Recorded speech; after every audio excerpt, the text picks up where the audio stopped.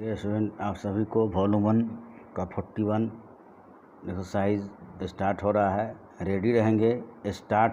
अध्यक्ष महोदय, सरकार चाहती है कि अन्न के मामले में देश आत्मनिर्भर बने, तो मेरा सुझाव है कि जिन जगहों पर काफ़ी संख्या में ट्रैक्टर से काम लिया जा रहा है, आपको कोई कारखाना खोलना चाहिए और सस्ती कीमत पर उनकी मरम्मत की व्यवस्था करनी चाहिए।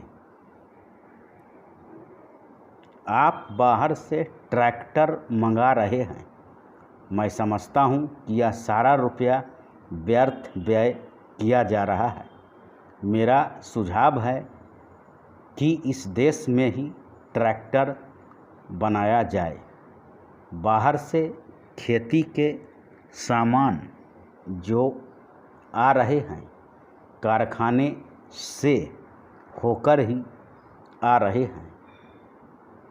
इनको जहाँ भेजना हो वहाँ सीधा भेजा जा सकता है, किंतु हो यह रहा है कि पंजाब सरकार द्वारा इनको सारे देश में वितरित किया जाता है। चूँकि इनको पहले पंजाब भेजा जाता है और फिर सारे देश में भेजा जाता है, इसलिए खर्चा ज़्यादा लगता है। खर्चा कम करने के लिए, लागत कीमत कम करने के लिए यह आवश्यक है कि इनको सीधे भेजा जाए। मैं समझता हूँ कि इसमें कोई औचित्य की बात नहीं है। इस पर भी आपको विचार करना चाहिए। आपको किसानों की सहायता करनी चाहिए। उनकी हिम्मत आप न तोड़ें। हमें चाहिए कि उनको हम सस्ते दामों पर खाद दें, बिजली दें, बीज दें और पानी भी दें। लेकिन ऐसा न करके हम देख रहे हैं कि हर चीज़ के दाम बढ़ाए जा रहे हैं। नलकूप पर आप कर लगा रहे हैं, उनको बिजली नहीं मिल रही है। इस ओर आपका ध्यान जाना चाहिए। वास्तव में आप कृषि की उन्नति चाहते हैं तो सिंचाई और बिजली का काफ़ी इंतजाम होना चाहिए। जब तक सिंचाई और बिजली का इंतजाम नहीं होगा, तब तक खेती की उन्नति नहीं हो सकती। अब तक सिंचाई और बिजली तो एक मंत्री के हाथ में है, लेकिन कृषि दूसरे मंत्री के हाथ में है। ऐसा नहीं होना चाहिए। सिंचाई, बिजली और कृषि अगर किसी एक मंत्री के हाथ में हों तो खेती की उन्नति का काम सरलता से हो सकता है। मेरा निवेदन है कि इस ओर भी आपका ध्यान जाना चाहिए। समाजवादी समाज की रचना की बात बहुत कही जा रही है। गरीबी को दूर करके हम सबको बराबर लाना चाहते हैं, लेकिन देश में गरीबी आज भी बढ़ती जा रही है। मैं यह नहीं कहना चाहता हूँ कि हमारे देश में सरकार ने कुछ नहीं किया है। धन्यवाद।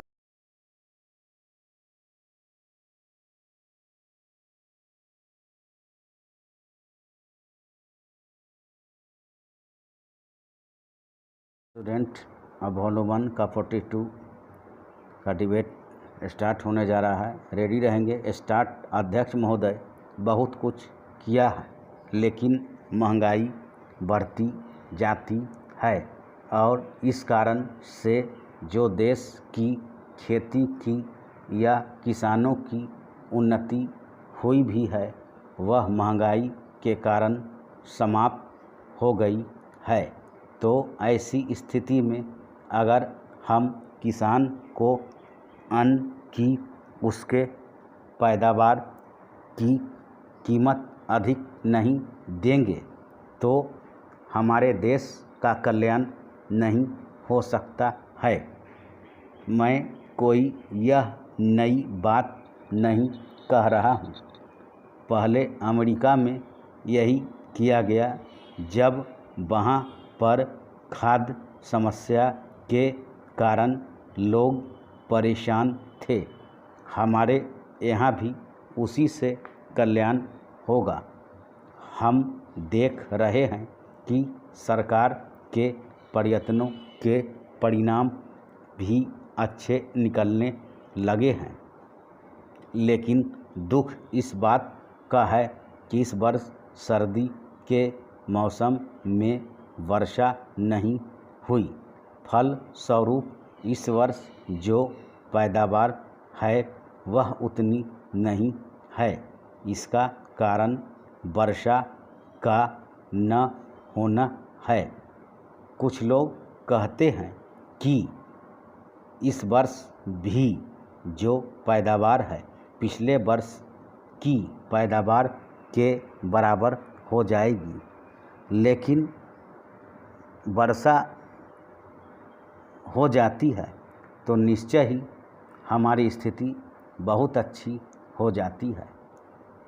मैं देखता हूँ कि इस वर्ष गल्ले की कोई कमी नहीं है, इसलिए मैं समझता हूँ कि गल्ले को एक जगह से दूसरी जगह ले जाने में जो रोक लगाई गई है उसको हटा लेना चाहिए।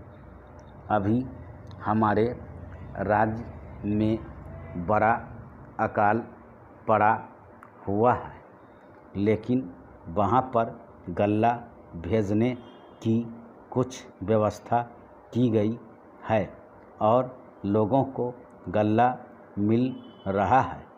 इसका परिणाम यह हो रहा है कि कोई भी आदमी भूखा नहीं मर रहा है। पिछले 2 वर्ष में कोई आदमी भूखा नहीं मरा। यह हमारे देश की सरकार के लिए बड़े ही संतोष की, बड़े ही गर्व की बात है। यदि अन्न की उपज हमें बढ़ाना है तो हमें पानी का इंतज़ाम करना चाहिए। आज वर्षा की बहुत कमी है।